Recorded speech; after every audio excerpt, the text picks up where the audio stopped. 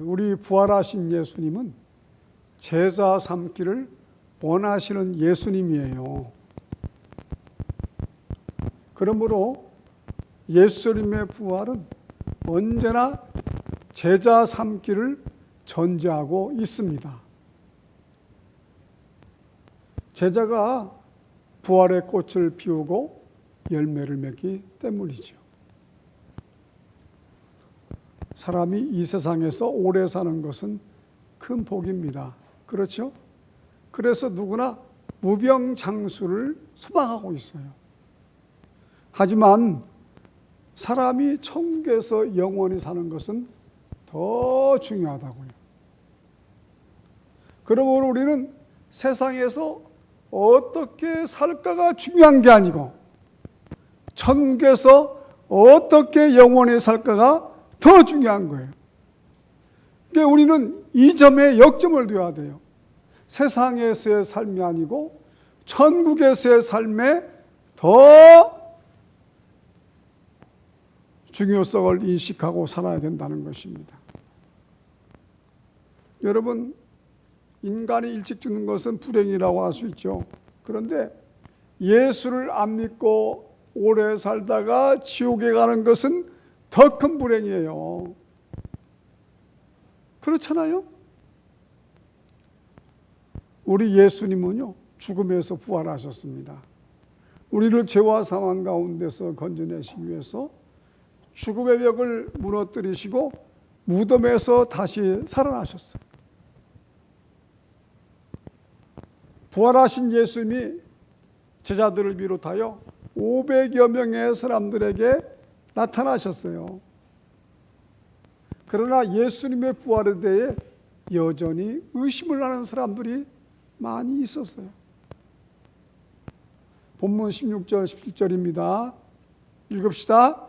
11 제자가 갈릴리에 가서 예수께서 지시하신 산에 이르러 예수를 배웠고 경배하나 아직도 의심하는 사람들이 있더라. 아멘.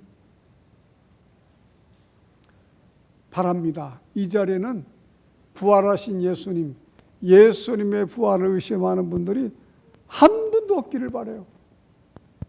아멘. 근데 의심하는 사람도 있거든요. 교회 다녀도요.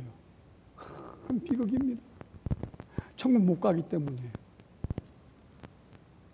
예수님이 나를 위해서 십자가에 달려 죽으셨다가 죽으신 지 사흘 만에 다시 살아나시고 부활하신 것을 우리는 확실히 믿어야 천국에 갑니다. 그래야 내가 천국에서 부활하게 되죠. 그렇지 않으면 절대 구원받은 성도가 아니에요. 교회를 10년을 나오고 20년을 나오고 30년을 나와도 예수님의 부활을 못 믿고 내가 죽어서 천국에서 부활할 것을 못 믿는다면 그 사람은 교회를 헛것 다닌 거예요. 이것 때문에 교회 다니는 거거든요. 다른 데 목적이 있는 게 아닙니다. 여러분, 그동안 우리가 얼마나 많은 설교를 들었어요. 특히 저 같은 경우는 최장암의 죽음에 살아나가지고 천국을 많이 강조하잖아요. 천국에서의 부활을 강조하잖아요. 여러분들이 얼마나 제 설교를 많이 들었어요. 그리고 많은 사람의 간증도 들었죠. 그런데 믿지 못해요? 내가 믿음이 없어서 잘 안 믿어진다 할지라도 다른 사람이 체험하고 다른 사람이 천국 이야기를 하면 믿을 줄 알아야 되죠. 내가 안 믿어지면 그것으로 끝이 아니잖아요. 여러분, 우리는 절대 자기 생각으로, 자기 뜻으로, 자기 고집으로 예수를 잘못 믿는 일이 있어서는 안 됩니다. 우리는 꼭 부활하신 예수를 믿고 날마다 천국을 소망하며 살아야 돼요. 우리가 천국 소망한다고 지금 현재적인 삶은 지옥입니까? 그렇지 않죠? 미래의 천국, 죽음의 천국을 소망해야 현재도 행복한 거예요. 현재도 기쁜 거라니까요. 그래야 현재의 내 삶에 불만족이 없습니다. 날마다 천국이 이루어지는 거예요. 그래, 우리 기독교에서 제일 중요한 것은 바로 천국에서의 부활이에요. 옛날에 빌리그리암 목사님, 지금 천국 가셨죠? 세계적인 부흥사 아닙니까? 이분이 독일의 아데나워 수상을 만났어요. 근데 그 아데나워 수상이 이런 얘기 하더라는 거예요. 목사님, 이 세상에서 가장 중요한 일이 무엇일까요? 저는 예수 그리스도의 부활이라고 믿습니다. 이 세상은 예수 그리스도의 부활 때문에 소망이 있습니다. 저는 은퇴를 한 뒤에는 예수님이 부활하셨다는 사실을 조사하고 연구하기 위해서 남은 일생을 마치려고 합니다. 이 말을 했다고요. 독일의 아데나워 수상의 고백이에요. 그 역시 예수님 부활을 믿었죠. 그 사람도 이미 세상 떠났죠? 아마 천국에서 다시 부활하는 줄로 믿습니다. 여러분, 예수님 부활은 역사적인 사실이에요. 아니라고 해도 할 수가 없어요. 믿고 안 믿는 것은 자기 자유죠. 그러나 천국 가고 지옥 가는 건 자기 자유가 아니라니까요. 우리가 믿고 죽는 게 큰 복이에요, 이게. 안 믿고 죽는 것은요, 저주입니다. 절대 좋은 데로 갈 수가 없어요. 좋은 데로 가셨겠지 하고죠. 절대 그럴 수 없어요. 예수를 믿어야 좋은 데로 가죠. 자, 요한복음 11장 25절입니다. 예수께서 이르시되 나는 부활이요 생명이니 나를 믿는 자는 죽어도 살겠고. 아멘. 기독교의 위대한 교부인 성 어거스틴이 이런 말을 했어요. 내가 예수님을 발견하기까지는 그 어디에서도 참된 평안을 얻을 수가 없었노라. 여러분, 어거스틴이 어떤 사람이에요? 예수를 믿기 전에는요, 그 사람은 즐길 것은 다 즐겨본 사람이에요. 얼마나 즐겼는지 사생아가 있을 정도였어요. 그 사람은 할 짓은 다 한 거예요. 나중에 회개하고 예수를 믿게 되죠. 그리고 어떤 말을 합니까? 이런 얘기를 하는 거예요. 자기는 하나님을 믿기 전까지는 참 평안이 없었다는 거예요. 세상에서 아무리 즐기고 쾌락을 누리면서 살아서도 참 평안을 느끼지 못했다. 그래서 예수를 믿고 보니까 예수 안에서만 참 평안이 있더라. 진짜 평안이 예수 안에서만 있더라. 이런 얘기 했다고요. 여러분, 세상에 속지 마세요. 예수 안 믿는 사람들이 쫓아가는 대로 우리가 따라갑니까? 정말 어리석은 짓이에요. 그 사람들이 우리를 따라와게끔 해야죠. 여러분, 예수 믿고 참 평안 얻으며 살게 된 것을 감사하기를 바랍니다. 사람들이요, 환경만 좋으면 행복할 줄 알아요. 돈만 많이 벌면 만족한 인생 될 줄 알아요. 그러나 평안은요, 물질, 권세, 출세 이런 것에 있는 게 아니에요. 참된 평안은 오직 예수 안에서만 있습니다. 내가 예수 믿고 지금 죽어도 천국에서 부활할 것을 믿는다고 확신할 때 거기에서 참된 평안이 오는 거예요. 이걸 빨리 깨달을수록 나는 인생을 더 행복하게 살 수 있다는 것이에요. 자, 요한복음 14장 27절입니다. 평안을 너희에게 끼치노니 곧 나의 평안을 너희에게 주노라. 내가 너희에게 주는 것은 세상이 주는 것과 같이 아니하니라.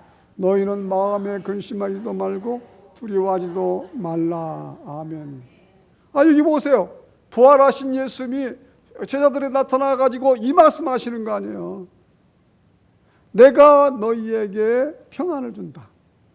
근데 너희에게 주는 평안은 세상이 주는 것과 같지 않다. 이렇게 말씀하시는 거예요. 여러분, 예수님이 주시는 평안을 누립시다. 그래도 돈보다도 권세보다도 쾌락보다도 어떤 것보다도 가장 가치 있고 변하지 않는 참된 평안을 누리며 사는 여러분 되시기를 간절히 원합니다. 예수님만이 인생의 해결자예요. 그 30대 젊은 나이에 폐병 3기를 진단을 받은 선생님이 있었습니다. 이분은 옛날 분이에요. 지금이야 폐병 고친다고 하지만 옛날에 폐병 3기고 피를 토하면요 살 수가 없었잖아요. 제일 무서운 병이었잖아요. 근데 이 양반이 이런 절망적인 상황 가운데서도 의지할 게 예수님밖에 없었다고 그래요. 세상 것은 아무것도 없어요. 그래서 마지막으로 기도했답니다. 내가 죽을 때는 죽더라도 하나님께 충성을 다하다가 죽자. 그래서 열심히 주님을 섬겼다고 합니다. 피를 토하면서도요 계속 새벽 기도를 다녔다는 거예요. 그리고 성가대 지휘도 했답니다. 또 주일학교 교사도 했대요. 그런데 내가 죽을 때는 죽더라도 충성하다가 죽자. 그러니까 얼마나 마음에 평안이 와요. 비록 몸은 아프지만 예수 안에서 얻는 평안을 어떻게 질병이 막아낼 수 있냐고요. 이게 진짜 믿음이거든요. 그런데 그가 어느 날 밤에 꿈을 꿨대요. 앙상한 나뭇가지를 봤답니다. 거기에서 잎이 피어오르더래요. 그리고 꿈을 깼답니다. 그런데 잎이 피어오르면서 나무가 정자나무처럼 굉장히 커지는 꿈을 꿨답니다. 꿈을 꾸고 나서 몸이 좋아지더래요. 그리고 폐병 3기가 깨끗이 고침을 받은 거예요. 그러나 앙상한 나무까지 갔던 자기 몸이 왕성한 정자 나무처럼 그렇게 바뀐 것입니다. 그래가지고 이 사람이요 얼마나 성실했던지 나중에는요 교육부 장관상까지 받았어요. 학교 선생님인데. 그리고 교육감 표창까지 받고요. 또 교육장상도 받고요. 이렇게 훌륭한 믿음의 인생을 살았다는 얘기예요. 여러분, 우리에게 부활이 주는 참된 평강을 얻읍시다. 평강은 평안하고 건강한 거 아니겠어요? 부활의 예수님 믿으면요 이렇게 평안해집니다. 몸도 건강해집니다. 오직 예수님 말이 우리 인생의 해답이에요. 내가 내 주인공 아니거든요. 내 남편이, 내 아내가 나의 주인공이 아니에요. 예수님만이 나의 주인공이시라고요. 예수님께 맡기고 살아가시기를 간절히 원합니다. 그리고 이 세상에서 이제 가장 위대한 일이 뭐냐? 부활하신 예수님이 승천하시면서 마지막으로 사람들에게 말씀하신 명령이 있어요. 이게 오늘 본문이거든요. 자, 18절, 20절 한번 읽읍시다. 예수께서 나와 말씀하여 이르시되 하늘과 땅의 모든 권세를 내게 주셨으니 그러므로 너희는 가서 모든 민족을 제자로 삼아 아버지와 아들과 성령의 이름으로 세례를 베풀고 내가 너희에게 분부한 모든 것을 가르쳐 지키게 하라. 볼지어다 내가 세상 끝날까지 너희와 항상 함께 있으리라 하시니라. 아멘. 여러분, 부활하신 예수님이 사람들에게 하신 말씀이 뭐예요? 돈 많이 벌거라, 즐겁게 살거라, 성공하거라, 높은 사람 되거라, 부자 되거라, 병 고침 받으라, 그 말씀이 아니었어요. 하늘로 올라가시면서 마지막으로 하신 말씀이 이 말씀인 것입니다. 가서 제자 삼거라, 이 얘기예요. 뭘 가리킵니까? 전도하거라, 온 세상에 복음 전파하거라. 이것을 지상 명령이라고 그래요. 영어로 The Great Commandment라고 하죠. 가장 위대한 명령이라는 거예요. 그러니까 우리가 이 사실을요 그냥 뭉개고 지나간다든지 잊어버리면 안 돼요. 아니, 예수님이 우리에게 주신 명령 중에 가장 큰 명령, 지상 명령이 가서 제자 삼으라는 말씀인데 우리가 이것을 잊어버려 망가하고 다른 방향으로만 나간다면 예수님이 얼마나 실망하시겠어요. 섭섭해 하시죠. 우리 지상명령 잘 감당하기를 간절히 원합니다. 저도 회개할 게 있어요. 사실은 제가 옛날에 제자훈련 열심히 시켰잖아요. 우리 부목사님하고. 9기 제자훈련까지 시켰다고요. 횟수로 따지면 15년 넘게 제자훈련을 시켰어요. 그거 쉬운 게 아니거든요. 또 후기까지 연결시킨다는 것도 어려워요. 많은 은혜도 받았죠. 또 변화도 이루었습니다. 그런데 한 가지 아쉬운 점이 있어요. 그게 뭐냐? 복음을 전파하는 제자를 만들지 못했다는 거예요. 물론 제자 훈련 커리큘럼 중에서도 전도하라는 내용이 조금 나와요. 그런데 누구도 전도 현장에 나가지 않았어요. 이게 문제였던 거예요. 제가 이제 와서 회개합니다. 제자 훈련 받으면서 복음을 전파하기 위해서 전도 현장에 나가야 되는데 그냥 책 보고 글만 읽다가 제자 훈련 마친 거예요. 너무나 안타까운 일 아닙니까? 사실 제자 훈련 중에서 가장 중요한 게 뭡니까? 전도이죠. 복음 전파 아닙니까? 지금 제자 훈련 어느 교회에서 어떻게 진행하는지 모르지만 제자 훈련 교회마다 많이 받았죠. 그 말씀대로 제자 훈련 했더라면, 그래서 전도했더라면 우리 한국 교회가 많이 부흥했을 거예요. 근데 제자 훈련 아무리 받아도 전도 안 하는 제자 훈련을 했기 때문에 문제가 되는 거예요. 지금은 이 제자 훈련도 많이 하는 것 같지 않더라고요. 옥하는 목사님 천국 가시니까. 전도가 필수가 돼야 돼요. 이게 참된 제자 훈련이기 때문이에요.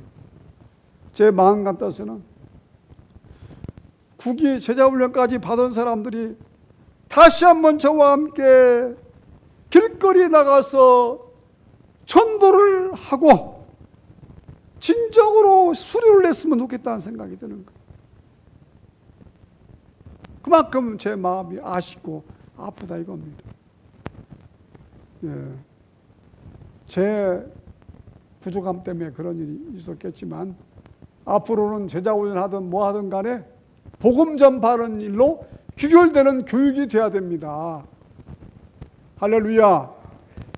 우리 교회가 이렇게 세워져서 다른 교회에 선한 영향을 미치는 교회가 돼야 되는 거예요. 이미 우리 교회가 그렇게 하고 있지만은 앞으로도 더 이 사명 감당해야 된다는 거예요. 예수님은 우주적인 왕권에 기초하여 제자들에게 사명을 주셨죠. 첫째 뭐냐? 한번 따라 합시다. 모든 족속을 제자로 삼아라. 모든 족속을 제자로 삼으라는 것은 무슨 뜻이냐면요. 세계 만민이 왕 되신 예수님께 충성하게 만드는 사명이에요. 왕 되신 예수님께 충성하게 만드는 사명이 모든 족속을 제자로 삼아라. 둘째는 뭐냐? 따라서 하세요. 아버지와 아들과 성령의 이름으로 세례를 주라. 아버지와 아들과 괜찮아, 안 따라도 돼요. 아버지와 아들과 성령의 이름 하는 것은 삼일체를 가리키잖아요. 삼일체. 바로 삼일체 하나님을 향해서 헌신하는 사람이 되게 하라는 것이에요. 셋째는 뭐냐? 말씀을 가르쳐 지키게 하라. 따라서 하세요. 말씀을 가르쳐 지키게 하라. 이건 뭐냐? 하나님 나라의 질서에 순종하는 백성을 만들라, 이런 얘기입니다. 이게 예수님 지상명령이거든요. 그래서 당시 제자들이 온 세상을 나가서 복음을 전파했고 가르쳤습니다. 예. 사도행전 6장 7절을 보면 하나님 말씀이 점점 왕성해져 가지고 예루살렘에 있는 제자의 수가 그 수를 더했다고 하잖아요.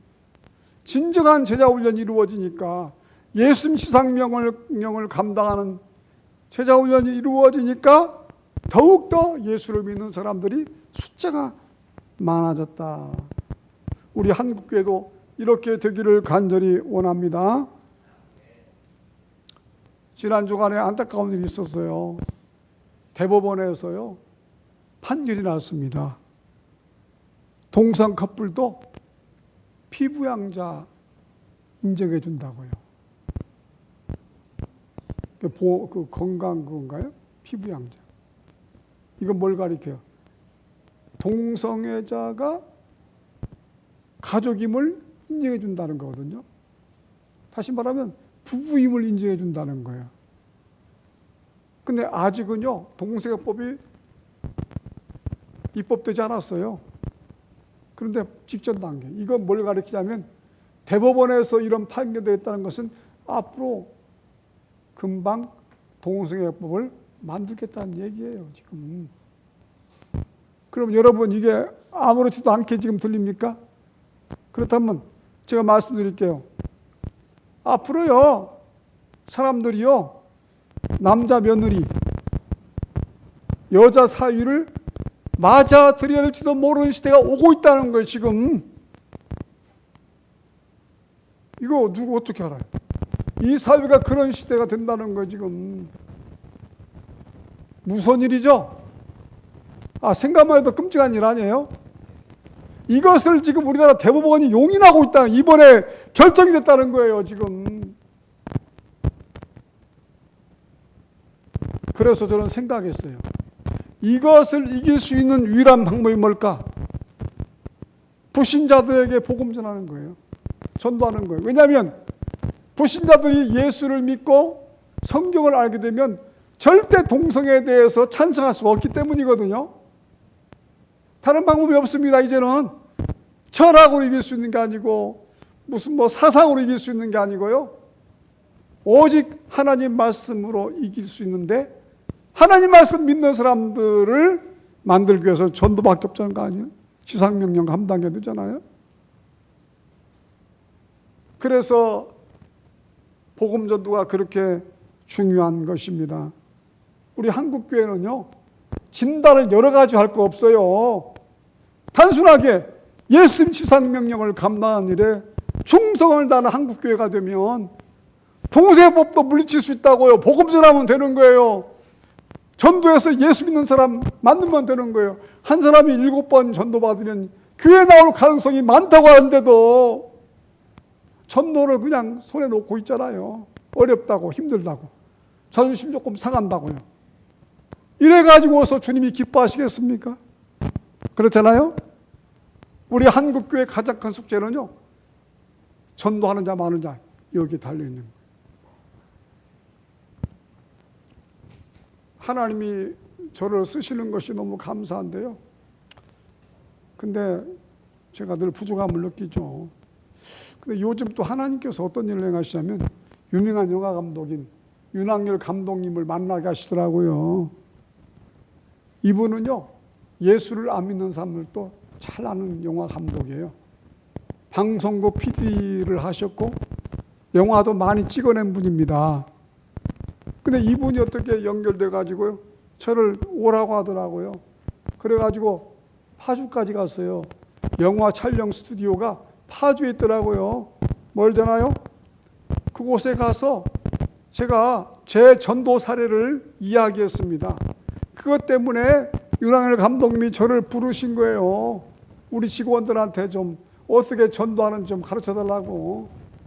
그래 제가 이제 이야기를 쭉 이렇게 했는데 듣기로는 큰 감동 받았다고 또 얘기는 하더라고요. 근데 윤학열 감독님이요, 원래 예수를 안 믿는 사람이었어요. 그 사람은 유명한 사람이었지만 문화라는 명목으로 무당들을 방송에 출연하게 하는데 앞서섰던 사람이요. 그게 무당 대장이었다니까요. 그 사람이 무당은 아니었지만 무당들을 그렇게 방송에 출연하게 만들어준 사람이 그 사람이에요. 근데 그 사람이요, 누군가의 전도를 받았습니다. 전도를 받고 예수를 믿게 된 거예요. 그래서 전도자가 됐어요. 얼마나 뜨겁던지요. 통성으로 같이 기도하는데 그냥 얼마나 크게 방언 기도를 하시는지 저보다 더 뜨겁더라니까요. 대단한 분이에요. 지금 그분이 영화를 만들고 있어요. 영어로 리바이벌인데 부흥이라는 영화예요. 미국 가서 인도 가서 이스라엘 가서 지금 촬영 다 마쳤습니다. 그리고 한 나라 가야 되는데 그 나라는 아프리카에 있는 모 나라예요. 얘기할 수가 없어요. 그 아프리카에 있는 그 나라는요, 예수를 믿는 사람들이 너무나 많이 증가하고 있어요. 그런데 그와 반면에 반군들이 너무나 많이 처형을 하고 있어요. 예수 믿는 사람들을 예수 믿는다고 막 죽이는 거예요. 그러니까 얼마나 위험한 적인지 몰라요. 근데 윤학열 감독님이 목숨 걸고 가는 거예요. 촬영하기 위해서.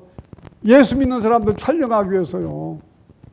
아마 이 영화도 지금 유명해질 겁니다. 워낙 유명한 감독님이시니까 꼭 우리 교회 교인들 보시기 바랍니다. 극장에서 사용한 넷플릭스로 송출한다고 그래요. 넷플릭스로 볼 수 있고 하는 거니까 꼭 보시기 바라요. 근데 이제 우리나라에서는 영화 촬영을 안 했어요. 근데 저한테 그 얘기 하시는 거예요. 목사님, 우리 여기 직원들하고 인천국제공항에서 한 달에 한 번씩 같이 전도하시면 어떻겠습니까? 그렇게 얘기하는 거예요. 인천국제공항은 외국인 전도를 할 수 있잖아요. 그렇게 하자고 그랬죠. 그래서 이제 얘기는 한 달에 한 번씩 직원들하고 인천국제공항에 가가지고 전도하기로 했어요. 근데 여기서 멀어요. 제가 전철로 가는데 편도가 3시간 걸려요. 6시간 걸리더라니까요. 그게 중요한 게 아니잖아요. 복음 전한 일에 충성 다해야 되잖아요. 그래서 기대가 되기도 합니다. 근데 말로는요, 목사님 저 인천국제공항에서 촬영 한번 할 수 있잖아요. 또 그러시는 거예요. 예, 그게 무슨 말인지는 모르겠는데 그렇게 또 윤학열 감독이 또 며칠 전에 또 전화가 왔어요. 책 언제 나오냐고. 그분이 추천서 써줬거든요. 근데 기대가 있는 것 같아요. 책에 대한 기대가 있는 것 같아요. 그래서 하나님 이렇게 합력하여 함께 전도하도록 역사해 주시는구나 하는 생각을 하고 있습니다. 그분도 꿈은 커요. 영어로 빌리언 소울 하베스트라고 하는데 10억 명 구원이 목표예요. 10억 명. 그 양반은 영화 촬영해가지고 전 세계에 퍼뜨리면 가능하겠죠? 우리야 뭐 10억 명, 아이고 무슨 10억 명이 10명도 구원 못하는데 이분은 가능해요. 이렇게 능력 있는 분이에요.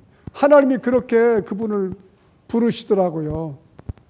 여러분 우리 모두 예수님의 지상명령 감당합시다. 그래서 전도하는 게 어렵다고 하지만 입만 열면 되는 거 아니에요. 뭐 듣든지 안 듣든지 그건 상관없어요. 나는 복음 전하면 되는 거예요. 그래서 우리가 예수님 지상명령 감당해드리면 주님이 얼마나 기뻐하시고 우리에게도 하늘의 신령한 상급 주시고요. 이 땅에서도 복 주시는 거 아니에요? 승리하시기를 주님 이름으로 축원합니다. 설교 성실을 묵상하시겠습니다. 제자 산으로 올라간 11 제자들 예수를 만나 그분을 경배하네.